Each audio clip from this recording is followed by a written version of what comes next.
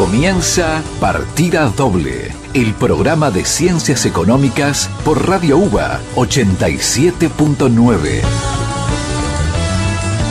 En la conducción, Norberto Lema. Coordinación temática y columnas, Andrés López y Oscar Cetrángolo. Producción, Unidad de Comunicación Institucional de la Facultad de Ciencias Económicas de la Universidad de Buenos Aires.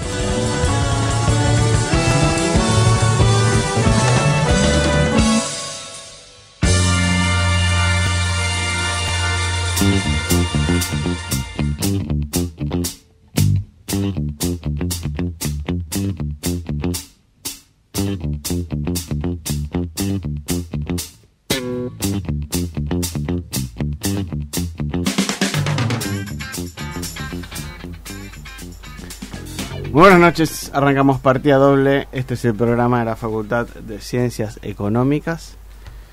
Me acompaña el profesor Andrés López, me acompaña el profesor Oscar Cetrángolo. Yo no sé, ¿qué tal? ¿Cómo andan? Estoy muy bien. No sé cuánto genero diciendo que es el programa de la Facultad de Ciencias Económicas de tensión en el aire. ¿Por qué? ¿Por qué? No, por nada. Pero es como... ¿Sí? Vos decís que hay gente esperando que nosotros digamos... Nosotros ¿qué es somos, lo que va a pasar? Lo que pasa es que nosotros somos gurúes. Puede ser. Usted, por lo menos, el profesor... Como Hoyo, por ejemplo. Claro. Como... sí, yo no sé qué decir. Yo quiero tener 90 Rolls Royce como Hoyo, pero no, todavía no llegué al primero. Cuando tenga uno no paro más. Bueno, igual va por un buen auto. Va bien encaminado. Va bien encaminado. Así que bueno, yo hoy traje un tema alegórico de música... que tiene que ver con la situación. No vamos a hablar de la situación, pero lo traje musicalmente hablando. Vamos a hablar de verdes. De verdes. Bueno, pero... de verdes y lo que va a pasar después. Okay. Claro. Muy bien. Okay. Tenemos una invitada en piso. Sí, ¿Qué música trajeron? Yo traje un tema de Gorillaz que se llama Oh Green World. Está moderno, profesor López, ¿eh? A mí me gusta. No, está antiperonista. Claro. Okay. No traje la de deben ser los gorilas, la de la revista de Ah, no. digamos, la dislocada, ¿no? Sí, Esa sí, no la sí. traje. ¿Y usted qué trajo, profesor? Yo traje un hermosísimo tema de Mark Knopfler, se llama Hot or What, Ok. que tiene que ver con el tema que Bien, vamos a... yo traje un tema que originalmente es de Ray Charles, que yo lo escuché por primera vez en el año 89, plena hiperinflación alfonsinista, en River, cuando el señor Eric Clapton presentaba su disco Journeyman. Qué recital, ¿eh? Que ese fue uno de los mejores recitales de mi vida. Porque se nubló y generó una acústica muy especial. Tremendo estuvo. Tremendo, fue impresionante. Fue impresionante. Y uno de mis discos preferidos de Clapton. Nuestra invitada también fue, pero no habla porque todavía no fue presentada. Ahora vamos a hablar. Podríamos arrancar alguna vez hablando de un tema que no sea el de la invitada, como por ejemplo ese recital. Perfecto. Así que en un Muy ratito arrancamos con eso. Año 89-90, no me acuerdo bien cuándo fue. Aún en la hiperinflación hay gente que la pasaba bien. Sí, obviamente. No, perdón, no fue 89, fue 88-87. Sí, no. Fue Amnesty 88-89 Clapton. Ahí está. 89. 89. Ahí me acordé, pero la pasé muy bien en ese. Y tiene uno de mis temas preferidos, ese disco, que no es Hard Times, sino es Bad Love. Con los dos negritos. Sí, y un gran gran baterista en ese tema. No recuerdo. Un gran baterista. Se lo puedo asegurar. ¿Qué escuchamos primero? Lo que usted quiera. Con si está tan... ¿Qué? No, ¿Está tan entusiasmado mi tema va muy abajo, para si quieren arrancamos con el de vamos Gorillaz. Vamos con Gorillaz, sí. Arrancamos con Gorillaz, ya volvemos.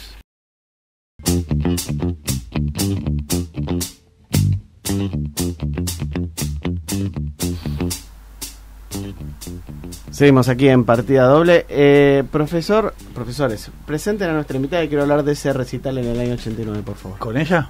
Sí, obviamente. Ella es una economista, profesora muy importante en nuestra facultad, que fue a escuchar a Eric Clapton en el año 89. ¿En el 89 estaba en River? Estaba en River, sí. Martina Chiriac. River con compañeros de la facultad. Ok. Martina Chiriac, experta en temas ambientales, básicamente. Bien. Y de eso vamos a vamos a hablar de lo verde, pero no de No nos importa la coyuntura. Está bien. Pensando en el largo plazo. En el año 89, cuando estaba en ese recital de Clapton, ¿había alguien de la gente que está acá en la radio? No estaba con ustedes, el señor López o el señor... Eran mis eran profesores. Igual fueron. Creo que ese año rendí un examen libre con el profesor López. ¿Y usted estaba en ese recital, López? Yo no soy fan de Eric Clapton. Usted sí estaba, profesor Cetrangelo. Sí, por supuesto. Lo veo más... Soy muy fanático de Clapton. Lo veo mucho más británico Cetrangelo que usted, López. No, a mí me gustan los músicos ingleses, ¿sí? Pero no sé, el blues no es lo mío. Bien. Bueno, vamos al tema. No le invitamos para hablar de recital del año 89. Bueno, A la doctora, vamos a hablar de su especialidad. sí, nosotros queríamos preguntarte cuándo iba a dejar de llover, pero ¿O cuándo va a empezar la lluvia de dólares? Desde ¿Cuándo va a empezar la cuando lluvia? viene el invierno? Desde el 16 de abril que no hay un día entero de sol, les aviso. Muy Estamos a 8 de mayo. Muy bien. No, Martina, ¿por qué no nos introducís un poco en qué es lo que se está discutiendo hoy en términos de sostenibilidad? Porque hay mucho debate, mucha cuestión que me parece mucha mención al tema, pero poco conocimiento de lo que significa, ¿no? Al menos desde la cuestión ambiental. Yo creo que desde la cuestión ambiental se ha debatido mucho y de hecho se cumplieron 30 años de que se empezó a usar el término desarrollo sostenible como paradigma, si me permiten usar el término, para hablar de objetivos de desarrollo que piensen no solo en lo económico, sino también en lo social y en lo ambiental. Ajá.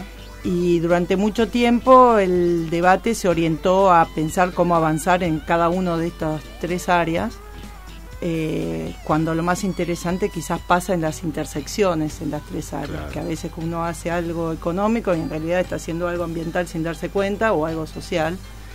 Y cómo manejar esas intersecciones, cómo evaluarlas, cómo abordarlas, es parte del desafío, por lo menos desde el punto de vista analítico, y también interdisciplinario, que yo diría que son los campos que se vienen y más atractivos, ¿no? Es un tema básicamente interdisciplinario. Totalmente. Desde ámbitos mucho más amplios de los que uno se imagina, ¿no es cierto? Poco habituales para nosotros economistas, sin duda. Sí, la especialización a veces es peligrosa. Pero hoy decías que ha habido un cambio, ¿no? Hace unos años se adoptaron unos objetivos de desarrollo del milenio, ¿no? Digamos, desarrollo sostenible, que amplían justamente la visión. ¿Por qué no le contás un poco a la gente, ¿no? De qué estamos hablando, que a veces se identifica lo ambiental con lo más estrechamente verde en el sentido tradicional? Sí, bueno, la noción esta del desarrollo sostenible en los 90, ya en la Cumbre de Río, en realidad surgió a fines de los 80 en el informe que se hizo la Comisión sobre Medio Ambiente y Desarrollo, pero en la Cumbre de Río... Brundtland. Claro, el informe Brundtland, pero en la Cumbre de Río fue donde se adoptó como todos los principios básicos vinculados con el desarrollo sostenible, con una mirada no solo justamente de protección de especies o protección de ecosistemas como tales, sino también una mirada vinculando con lo que pasa en el ambiente, con lo que le pasa a la gente, con lo que pasa en la economía. Y bueno, y desde ahí empezó a cambiar también el paradigma de desarrollo desde la práctica, digamos, y allá por los principios de los años 2000 se adoptó las primeras metas de desarrollo orientadas a distintas dimensiones, ¿no? Donde se adoptaron 8 objetivos y uno era ambiental y abarcaba desde provisión de agua potable y saneamiento, indudablemente un tema de desarrollo, hasta bajar las emisiones de dióxido de carbono y proteger los bosques. Estaba todo junto en un objetivo de garantizar la sostenibilidad del desarrollo.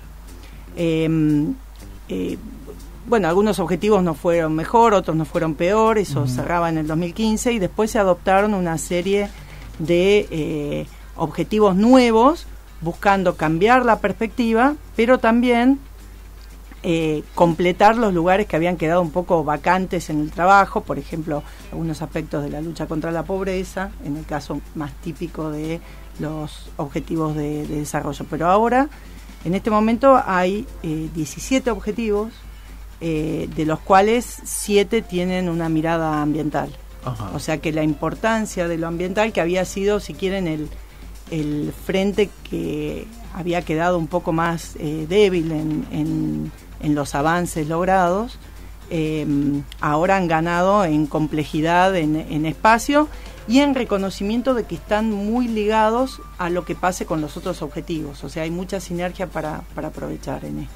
Y entonces ahí hay mucho que tiene que ver con la protección de ecosistemas terrestres y marinos también, con el tema de las energías más limpias, de la lucha contra el cambio climático, del uso de tecnologías más limpias para la industria, la provisión de agua potable y saneamiento, generar modelos de consumo más sostenibles también.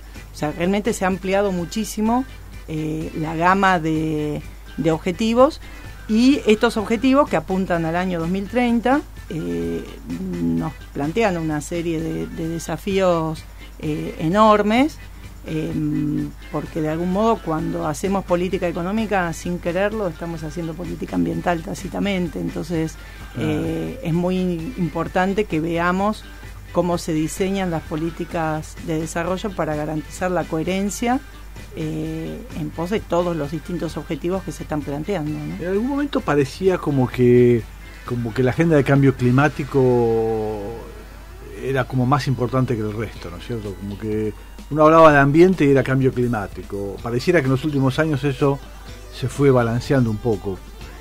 Sí, igual sigue estando, como es una problemática muy, muy compleja, y digamos que está muy presente en los medios y en los debates internacionales. Y da miedo, además. Y bueno, y eso es un fenómeno complejo que también afecta, dicho sea de paso, la posibilidad de lograr mejoras en muchos de los objetivos que mencionamos recién. Porque de hecho hay muchos ecosistemas y especies que están amenazados por el cambio climático. La provisión de agua en muchos lugares va a estar en peligro, la provisión de alimentos también, la superación de la pobreza también. Claro. Entonces, de algún modo, se ha ubicado el cambio climático como una amenaza también a todos estos objetivos de desarrollo y tiene mucho espacio. Ahora, hay un montón de problemas locales, ambientales, que también son muy importantes, sin desmerecer ni lo global ni lo local.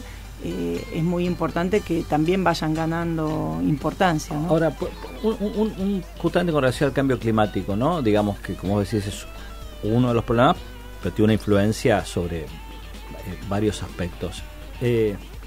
Hay con el gobierno Trump, claramente Estados Unidos parece haberse desencillado con relación, ¿no?, al tema y ir desprendiéndose o tratar, en fin, de eludir esos compromisos o no participar en la lucha contra el cambio climático. ¿Eso ha generado reacciones similares en otros países o el resto del mundo está...? Porque eso requiere una coordinación global. Si los países empiezan a desertar, no va a funcionar, ¿no? Totalmente. La lucha contra ese problema. Totalmente. Yo creo que el Acuerdo de París, que fue de algún modo casi unánime, digamos, en la participación de países, como acuerdo global para enfrentar el cambio climático, que en su momento tuvo la participación de Estados Unidos, aunque con el cambio de gobierno Estados Unidos decidió retirarse, digamos, de esos esfuerzos. A diferencia de lo que había pasado antes, digamos, con el protocolo de Kioto, que fue el acuerdo anterior, que tenía una construcción de arriba hacia abajo, digamos, que el acuerdo decía cuánto tenía que reducir las emisiones los distintos países.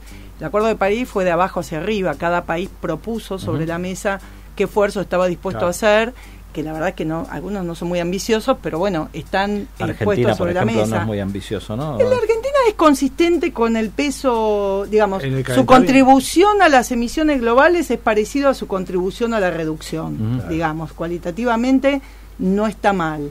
¿Y qué pasa con los que más con lo que más contamina? Bueno, eso es lo interesante.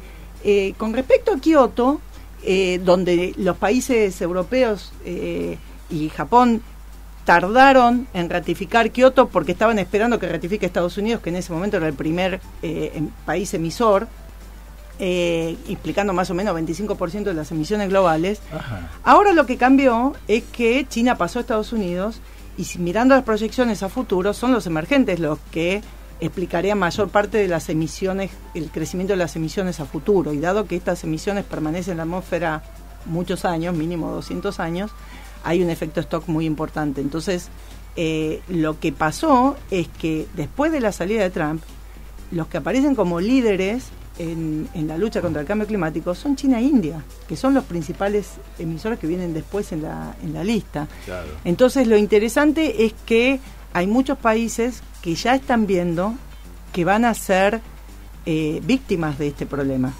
Y entonces están empezando a tomar conciencia de la necesidad de lograr un acuerdo global y un avance lento pero seguro, digamos, hacia reducir las emisiones para tratar de ponerle un techo a la concentración de gases y por lo tanto a los aumentos de temperatura esperados. Ahora, una pregunta, estos lineamientos ¿solo incluyen la no emisión de gases de efecto invernadero o también la conservación de ciertos lugares verdes, de ciertos o alguna otra cosa que pueda paliar esto? Bueno, incluye todo, porque es un acuerdo sobre cambio climático, pero es cierto que vos podés bajar las emisiones o podés fomentar los sumideros, digamos, claro, ¿no? Y un sumidero posible serían los bosques. Otro sumidero que está funcionando hoy, de hecho, son los océanos, pero si sigue aumentando las concentraciones, la acidificación de los océanos puede significar que en vez de ser un sumidero se puede volver un emisor neto. Entonces están incluidas todos los sumideros posibles por la acción del hombre. Los océanos no están incluidos por el momento, aunque la protección de los océanos podría contribuir, pero hoy eso está fuera. Pero el paraguas temático son las emisiones de gases de efecto invernadero y todo lo que se puede hacer para reducirlo. Algo que está empezando a entrar en el debate, que todavía no está totalmente ganando el espacio que debería, son los esfuerzos de adaptación, que es, bueno, si el cambio climático ya está avanzando y estamos viendo los efectos, ¿qué vamos a hacer para adaptarnos y cómo podemos aprender, cómo podemos financiar a los más vulnerables para que puedan hacer frente a esto? Y bueno, y ahí no hay mucho avance. La verdad es que es uno de los grandes desafíos, porque la verdad es que hay muchos países costeros, con terrenos bajos y demás, que ya están empezando a sufrir los efectos del aumento del nivel del mar. Y no hay mar. fondos internacionales sustantivos de... Se había hecho un acuerdo por lo cual había que aportar fondos, se había puesto como una meta de recaudación, si querés, pero después no se lograron los aportes y la cuenta de cuánto haría falta sigue cambiando y sigue aumentando.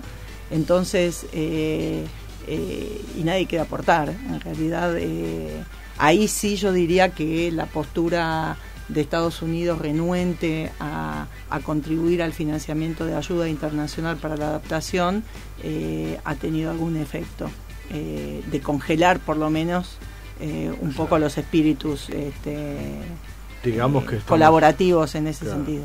Estamos frente a un bien público global y no hay posibilidad de solución desde cada uno de los países, ¿no es cierto?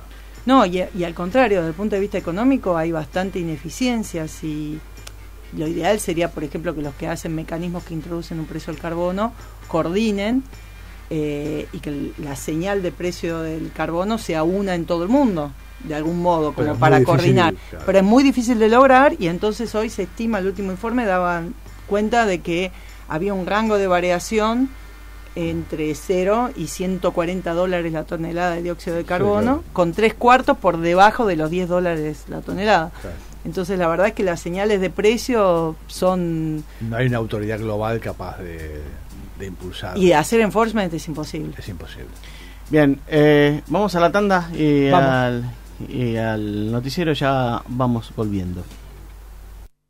Estás escuchando Radio UBA 87.9. El saber también está en la web www.radio.uba.ar. Entrevistas, notas y todo lo que pasa en la nueva página de Radio UBA. El saber está en el aire. Inicio del espacio publicitario. Noticias de la UBA.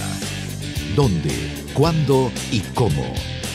Las actividades de las 13 facultades, el CDC, los institutos, los hospitales, los colegios están en Noticias de la UBA, con la conducción de Geraldine Murisasco. Noticias de la UBA, de lunes a viernes a las 8 por Radio UBA.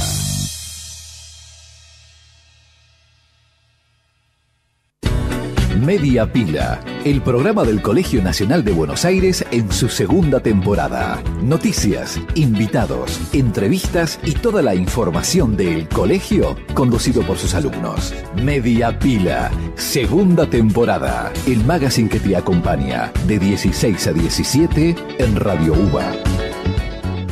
Fin del espacio publicitario.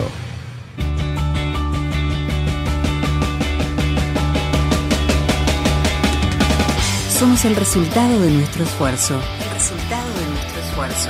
Somos parte, como vos, de la Universidad de Buenos Aires. De la Universidad de Buenos Aires. Radio UBA, donde la universidad se hace sonido.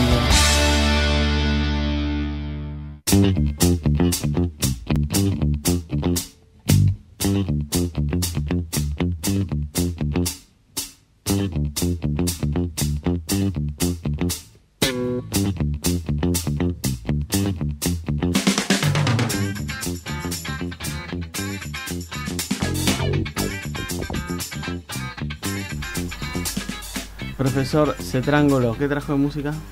Hot or What. Mark Knopfler. Mr. Mark Knopfler. Sí. Tocaba con los dedos sin púa, ¿sabía eso? Algunos temas, en algunas ocasiones usaba la púa, pero sí, tocaba con los dedos. Es un casi no lo pude observar con púa. Guitarrista de formación clásica. Exactamente. Ya volvemos en unos minutos.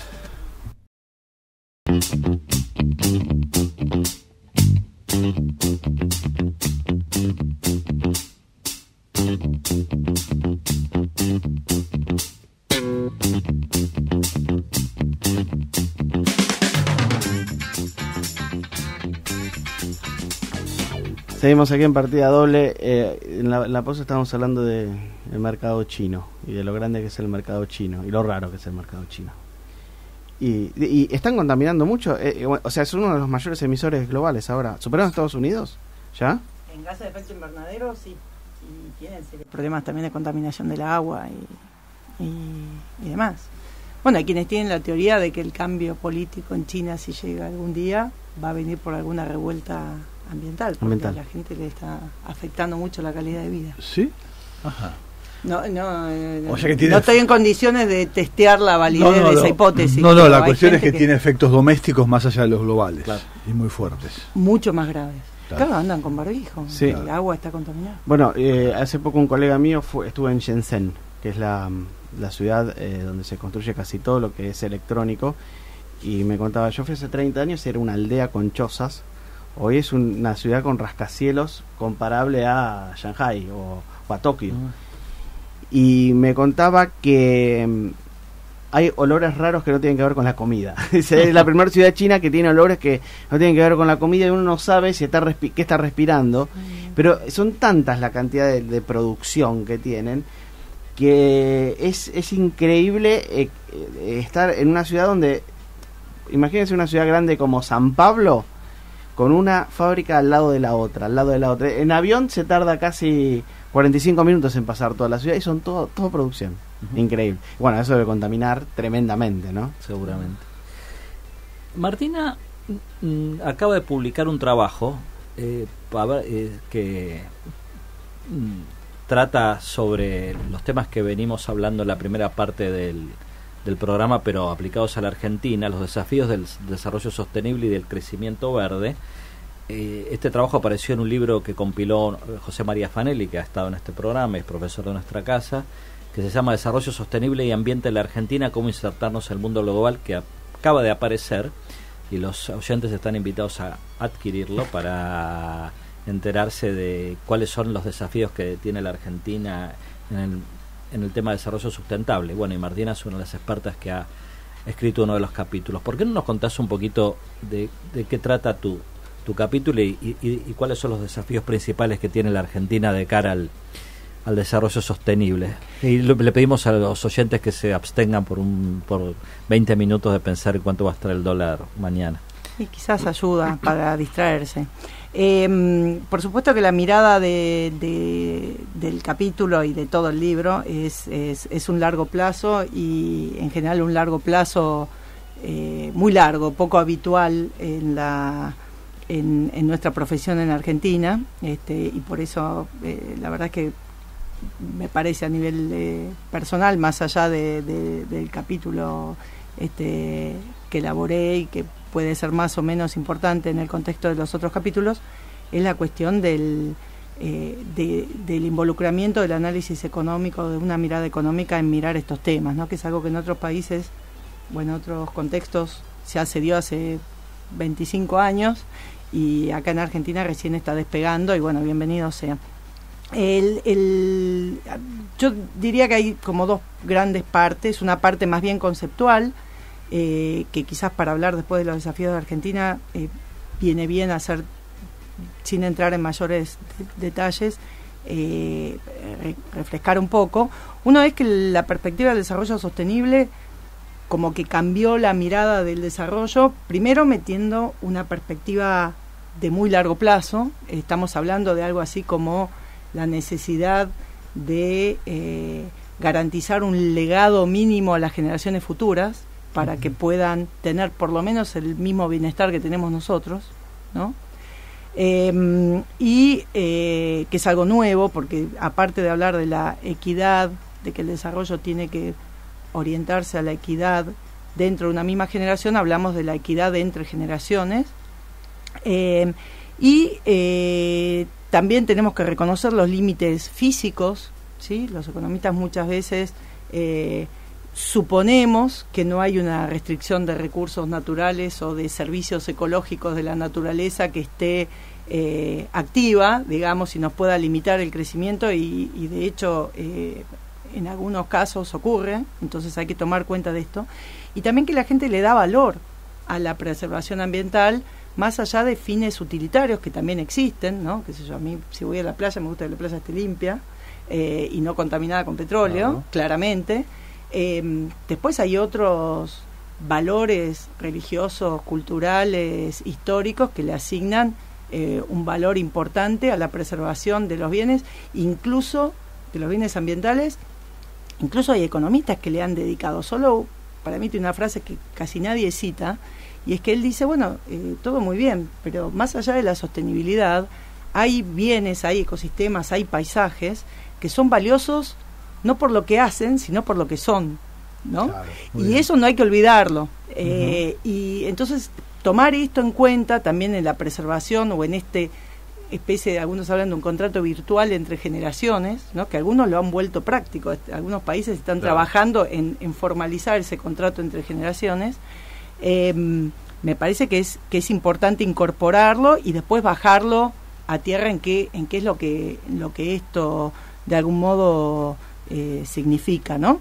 Y hay un concepto muy importante que está siendo utilizado y que de algún modo ha generado una especie de una especie de convergencia desde el lado de la mirada ambiental y también de la mirada económica, que es considerar la base que permite el desarrollo como un capital total, y hay que tomar en cuenta dentro de eso la importancia del capital humano y el capital social, el capital físico producido, digamos la infraestructura de desarrollo, las fábricas y demás, y el capital natural, ¿no? Y qué rol juega cada uno de estos elementos, y ese enfoque conceptual es muy útil para después discutir qué es lo que hay que hacer, ¿no? Así que bueno, pasando un poco más a los desafíos en la Argentina, más allá de una serie de desafíos puntuales, quizás en algunos problemas ambientales específicos, hay un capítulo de Ramiro Albrier en el libro que habla claramente de la situación de Argentina y de otros países desde una mirada más agregada, ¿no? O sea, ¿qué hacemos? ¿Cómo administramos lo que produce nuestro capital natural, ¿no? Y hay medidas nuevas que tratan de incorporar, así como medimos la depreciación del capital físico en las cuentas nacionales habituales, claro, que miden flujos. La idea es ver cuando miramos stocks, sobre los cuales se supone que están las posibilidades de las generaciones futuras de mantener su bienestar. Y ahí lo interesante es que empiezan a aparecer medidas nuevas, empíricas, que nos muestran que si utilizamos el Producto Bruto o el Producto Bruto per cápita, analizando desde una perspectiva de largo plazo, vemos que, por ejemplo, a nivel mundial, aparece que el Producto Bruto mundial en los últimos 20 años creció un 2% anual. ¿Sí? Ahora, si tomamos la medida de riqueza inclusiva, de qué pasó con el total de riqueza, si se conservó o no, o se transformó el capital natural, por ejemplo, inversión en capital físico o en capital humano, lo que vemos que en términos per cápita fue nulo o levemente negativo. Ajá. Eso quiere decir que el crecimiento poblacional no pudo ser compensado por las inversiones que se hicieron a partir de la explotación de recursos, ¿no? Eso es a nivel global. Esto es a nivel global. En el caso de Argentina, la cuenta da un crecimiento del producto per cápita alrededor del 3%, y una caída de casi el 2% si miramos lo que pasó con la riqueza inclusiva total, ¿no? Esta riqueza inclusiva es ajustada porque toma en cuenta qué pasó con la productividad total de factores, estos factores residuales que miden supuestamente la inversión en tecnología y demás, pero bueno, es medio vaga como medida.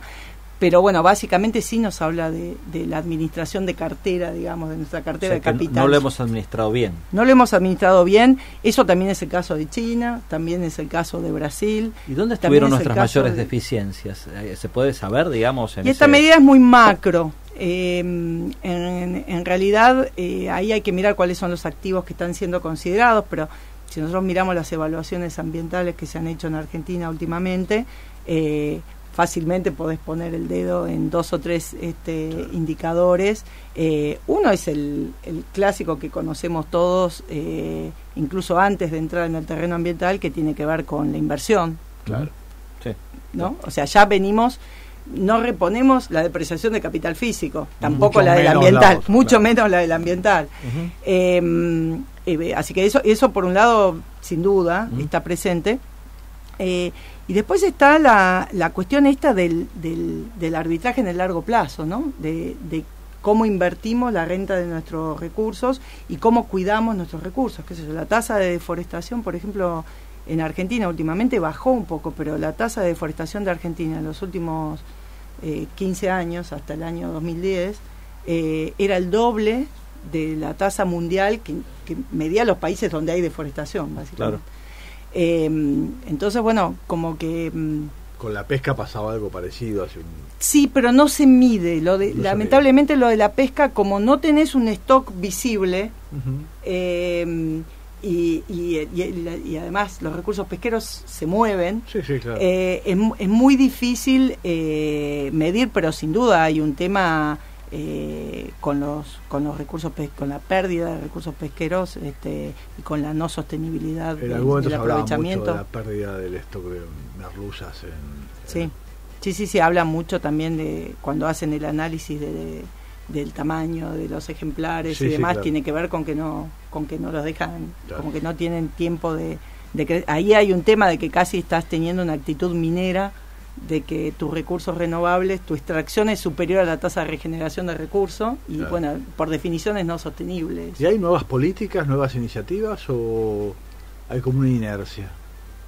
A ver, hay nuevas políticas, por ejemplo, en el ámbito del cambio climático, desde el cambio de gobierno se revisó la meta que se había presentado en el 2015 en París, se la volvió un poco más ambiciosa. Y institucionalmente se han creado ciertos espacios, se creó una ley especial para gestión de riesgos, de desastres, claro. Se creó un gabinete de cambio climático que involucra a todos los ministerios, pero después el trabajo, por ejemplo, al interior de este gabinete, trabaja por mesas sectoriales. Entonces, ajá. Digamos, como que este gabinete finalmente lo que hace es sumar, ¿no? Pero hay trade-offs entre distintos sectores, claro. Qué sé yo, el plan, por ejemplo, por decir algo a grosso modo, el plan agrícola que que estaba dado del gobierno anterior no se revisó, y puede haber una inconsistencia entre el aumento de producción planeado y el objetivo de frenar la deforestación a cero. Y bueno, parece que nadie se dio cuenta, pero está en la mesa sectorial. Y tampoco está claro cómo es, aún dentro de un mismo ministerio, por lo menos para mí, que soy un ignorante en el tema, la idea de potenciar Vaca Muerta y al mismo tiempo las energías renovables, ¿no? Digamos, cuál es nuestra apuesta energética, tampoco está muy clara. Parecemos apostar a todo, digamos, ¿no? Bueno, por ahora. Hay mucha gente que lo hace, y de hecho hay argumentos para eso. Mucha gente dice que el gas natural es como la transición más limpia posible en fósiles, ¿no? O sea, hasta que se pueda generalizar las renovables. Pero bueno, tampoco parece que se está potenciando de ese modo, ¿no? Porque es cierto que puede haber algún tipo de conflicto entre renovables y térmicas basadas en gas natural. Sí, por eso digamos que desde el punto de vista de la consistencia o de la coherencia entre políticas, porque yo puedo hacer una buena política. Hay un capítulo de Nicolás Lucas en el libro que mencionaste, Andrés, donde él lo que plantea con enorme claridad es que la política ambiental toca solo una parte, y hay muchas partes que requieren coherencia para que la política ambiental haga efecto, por ejemplo en términos de señales de precios relativos y demás, que si no están dadas, la política ambiental sola es como que no es un incentivo que funcione. Claro, no sirve. O sea, si yo pongo un pequeño subsidio a la tecnología más limpia, por ejemplo, propongo un enorme subsidio al desarrollo de Vaca Muerta, claro, ¿para qué? La verdad es que no. El otro incentivo es como si no estuviera, porque no se vuelve invisible. Claro, entonces, bueno, buscar la coherencia más allá de las políticas ambientales, buscar la coherencia entre políticas sectoriales, es un gran desafío. Claro, de eso se trata el desarrollo sostenible, de algún modo, y eso todavía no lo vemos, ni siquiera en el debate, porque no es que le hayamos encontrado la solución, es que ni siquiera se lo ve en el debate. Pero nosotros tenemos problemas para coordinar todas las políticas, esta no tiene por qué ser una excepción, ¿no? Sí. Tengo miedo de que el tema que pongo yo le baje la moral a todos. ¿Por qué? Es medio bajón. A ver. Esto es Hard Times, Eric Clapton, volvemos en unos minutos.